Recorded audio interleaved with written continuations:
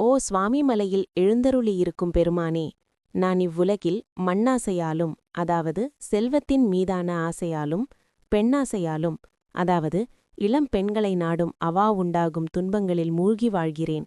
இந்த ஆசைகளுடன் வாழும் வாழ்க்கை கொழுந்து விட்டெரியும் தீயின் மேல் வாழும் வாழ்க்கை என்பதை நான் சிறிதும் உணராதவனாக இருக்கிறேன்.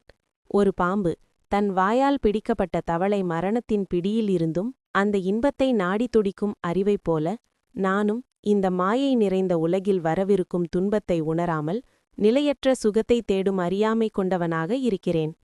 இத்தகைய தவறான அறிவும் உள்ளத்தில் நீங்காத மயக்கமும் கொண்ட காரணத்தால் நான் சிவாய என்னும் சிவபெருமானின் திருநாமத்தை ஒருபோதும் நினையாதவனாகவும் அஞ்ஞான இருளுக்கு இருப்பிடமாகவும் இருக்கிறேன். அறிவற்றவனும் இருளில் இருப்பவனும் ஆகிய அடியேன் நான் உன் திருவடிகளில் வந்து சேர்ந்து இன்பமடையும்படி கருணையுடன் வா என்று நீயே அழைத்து அருள் செய்ய வேண்டும். திரோதமலம் நீங்கிய மெய்யடியார்களாலும் அரிய பெரிய தவ முனிவர்களாலும் தியானம் செய்யப்படும் உன்னுடைய திருவருட்பாதங்களை எனக்கும் தந்தருள வேண்டும்.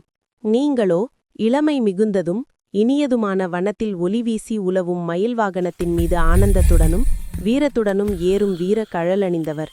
வானில் உதிக்கும் 100 கோடி சூரியன்கள் ஒன்று சேர்ந்தது போல பேரொளி வீசும் கூர்மையான வேலை திருக்கரத்தில் ஏந்தியவர்.